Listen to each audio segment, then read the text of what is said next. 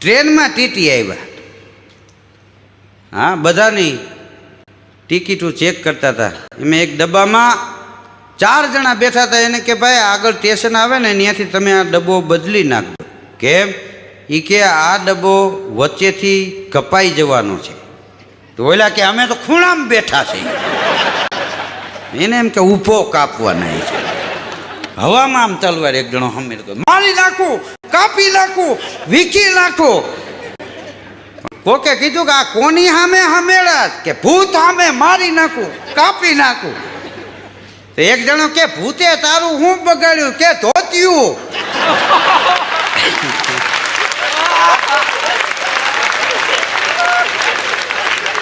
મૂકી દો મને, આજ હું નહીં કા ભૂત નહીં, એનો વંચલો રહેવા દો.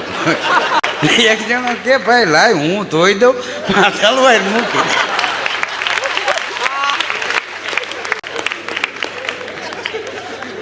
એક ભાઈ એની ઘરવાળીને કે મને કે રોજ રાતે કે રોજ સપનામાં ભૂત આવે છે. એ કે જેવા હોય એવા આવે. એ કે છકડો રિક્ષા લઈને જતો હતો ને તોય કે પારીમાંથી બેઠું હોય એમ લાગતું. છકડા રિક્ષાવાળાને રિક્ષામાં અવાજ આવતો હતો, ખળીંગ ખળીંગ ખળીંગ.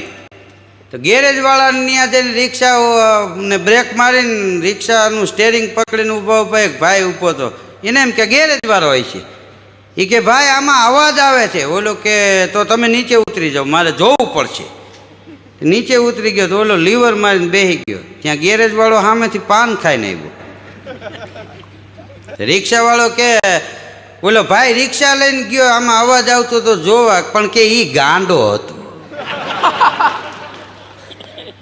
3 કલાકે આવ્યો. એટલે કે ક્યાં ગયો તો કે હું તો પછી ચોટીલા દર્શન કરી આવ્યો.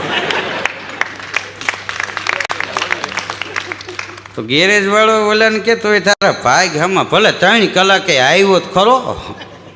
હા ને કાંઈ ગાંડાને નેઠો હોય. વાત આપણે ગાંડાની કરી છે. ગાંડો દુનિયાને નથી નડતો, ગાંડો પોતાના લુગડા ફાડે છે. જેટલા ડાયા છે ને એટલા જ આ દેશને નડ્યા છે. ધ્યાન ડાયાનું રાખવું પડે, ગાંડાનું નહીં. હા, ગાંડો તો પોતાના લુગડા ફાડે, પણ ડાયા છે ને એ કોકને ધાન ખાવા નથી દેતા. આ ઉદાહરણ ડાયા માટે છે. સફેદ લુગડા હોય એમાં જ દાગ પડે. ઘણા નથી કહેતા અમારે કોઈ આયરે વાંચો નહીં, પણ કીધું તમારે માગીને ચા પીવો, માગીને બીડીયું પીવી, તમારે વાંચો શું હોય. હા, કેવો ફેશની યુગ આવ્યો છે. હા, અત્યારે અહીં રાજકોટની તો વાત જ જવા દો ભાઈ. હમણાં હું એક જગ્યાએ ઉઠમણામાં ગયો. એવું ઉઠમણું ભાઈ, હોલમાં ટીપાઈ મોટી રાખેલી ને સફેદ ઓછાળ ટીપાઈ ઉપર પાથરેલો. ત્યાં ગુજરી ગયા હતા એનો ફોટો, ગુલાબના ફૂલનો હાર ને આવડી કાંડા જેવી અગરબત્તી, સફેદ ગાદલાન, સફેદ ઓછાળ, સફેદ તકિયાન, સફેદ જભાન, સફેદ ટોપી. જય શ્રી કૃષ્ણ, જય શ્રી કૃષ્ણ. એવી ડિસિપ્લિન નહીં ઉઠમણું જોઈને આપણને એમ થાય કે હાલો આપણે મરી જાય.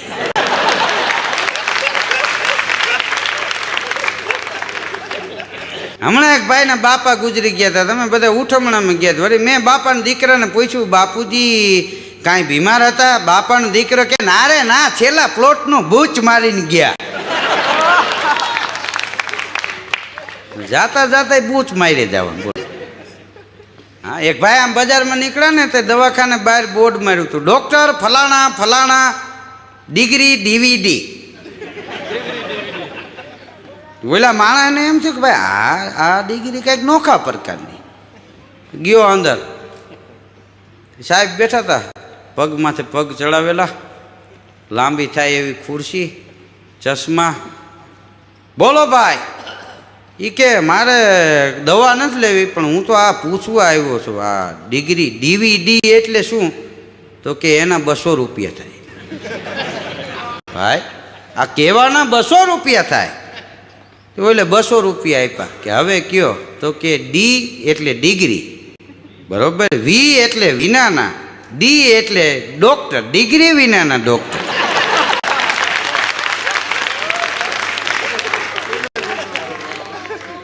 ચાલો જાય, આપ જઈ શકો છો, હજી બીજા ગ્રાહક આવે ને.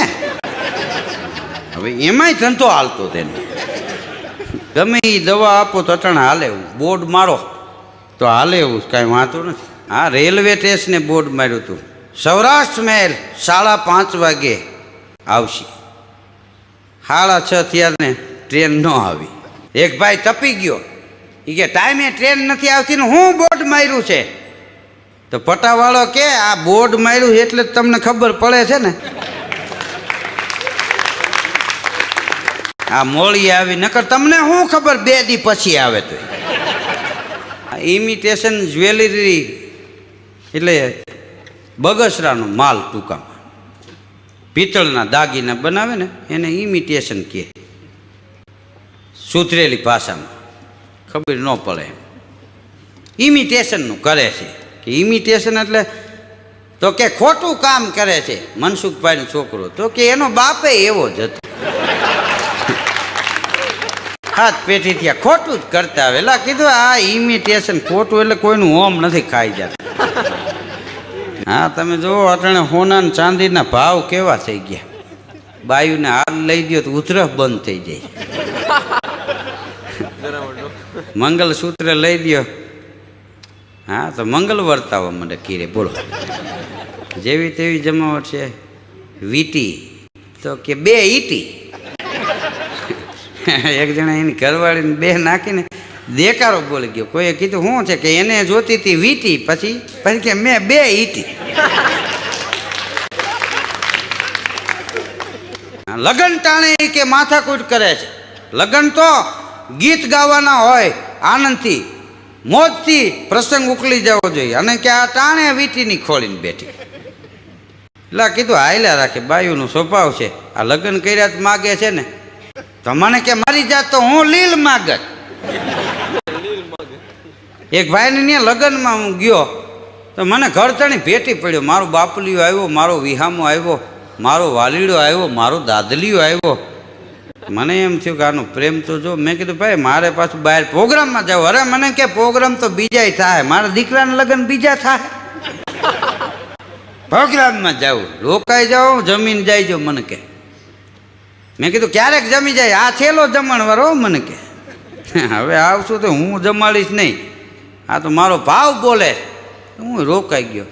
તે જમવા હું બેઠો, મારી બાજુમાં એક ભાઈ બેઠો હતો ને, એ કોઈ વસ્તુની ના જ ન પાડે. જલેબી કે નાખો, જાંબુ નાખો, ગાંઠિયા નાખો, લાડવા નાખો, દૂધપાક નાખો, આખી થાળી ભરાઈ ગયેલી. એટલે મેં કીધું ના શું કામ નથી પાડતો.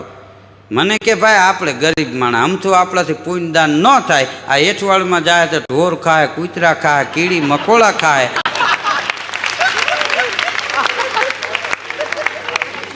પરબારા પુણ્ય કરવા એમ બોલો. હા, એક જણો કે મારો છોકરો એ કે દારૂના રવડે ચડી ગયો છે. કેમ જાણે જાળવે ચડી ગયો એમ વાત કરતો.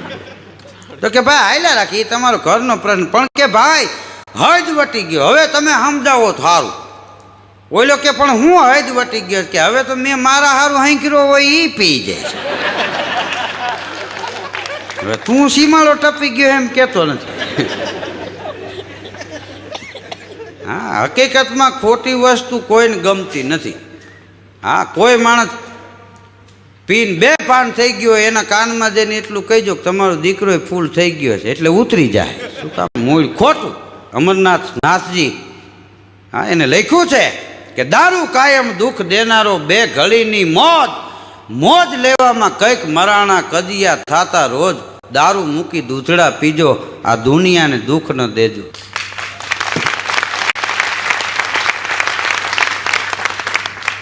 હા, મોંઘવારીમાં આ બધે રવેડિયું નીકળીને પૂતળા હળગા ને એવું બહુ થયું.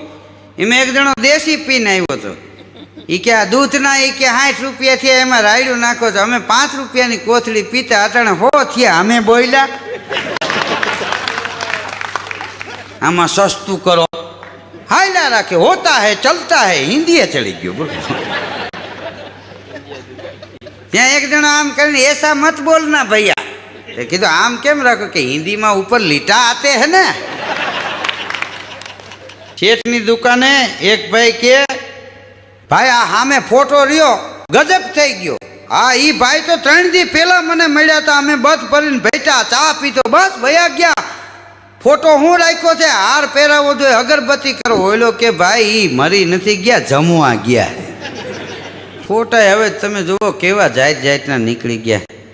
હા, નકર બ્લેક એન્ડ વ્હાઇટ ફોટા હતા ને એ ફોટો લેવા માટે સ્ટુડિયો 3 દી ધક્કા ખાવા પડે. સોમવારે જાઓ કે મંગળવારે આવો, મંગળવારે જાઓ શુક્રવારે આવો, શુક્રવારે જાઓ તો રવિવારે ન આવતા ને સોમવારે આવો. એટલા ધક્કા થતા.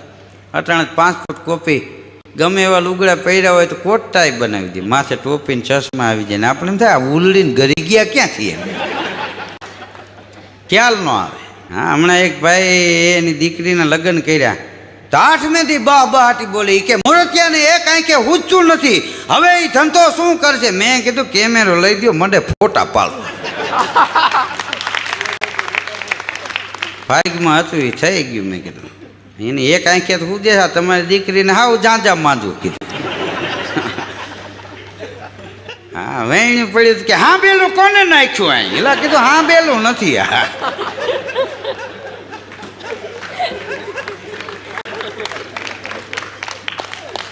હા, વેણ્યું હા પેલા જેવું લાગતું. બોલો. હા, અમુક તો ચશ્મા પહેરીને સૂતા. એટલે કીધું નીંદરમાં શું કરવા છે? એ કે સપનું આવે તો ખબર પડે ને. એક ભાઈને ઘેરે હું ગયો ને તો આંખું ખુલી, ટબા જેવી આંખો ભર નીંદરમાં સૂતો તો નાકોરા ઠેડે ખરા. મેં તો જગાડ્યો. મેં કીધું આ નીંદર આવી જાય એટલે આંખું તરત બંધ થઈ જાય. તમારી આંખું ઉકાળી રહી છે ને તમે નીંદર કરો છો, એનું કારણ શું? મને કે શેર બજારમાં તૂટ્યા પછી મારી આંખ ઉઘડી ગઈ છે, હવે બંધ નથી થતી. 9મા માળેથી એક જણો પડ્યો. બોલો, મરી ગયો. ન્યા એક ભાઈ દેશી પીને બેઠો હતો. એ કે ખોટો પડ્યો, જવાનું તો ઉપર જ છે ને.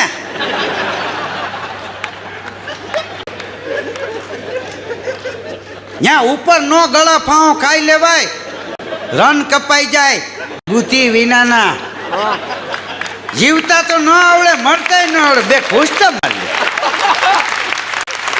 હા, એક છોકરો ઘેરે આવીને કે મને સાહેબે માર્યો. તો એની મમ્મી કે શું કામ માર્યો? તોફાન કરતો હતો. કે ના, આળસ ઉપર નિબંધ લખવાનું સાહેબે કીધું તું, મેં કોરો કાગળ આપ્યો.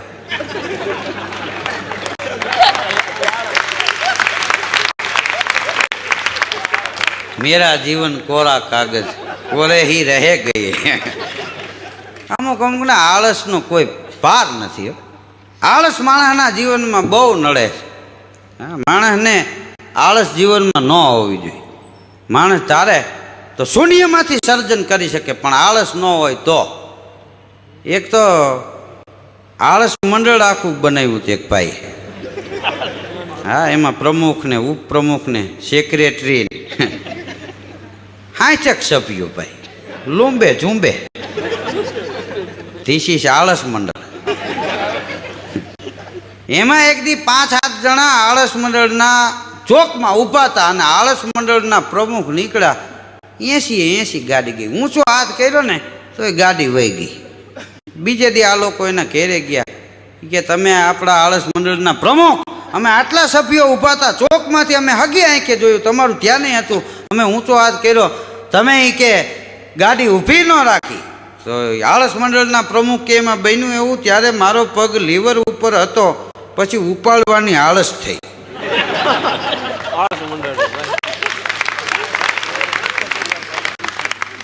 ગાડી અટાણે તમે જુઓ કેવી નીકળી ભાઈ, જમાવટ વાળી.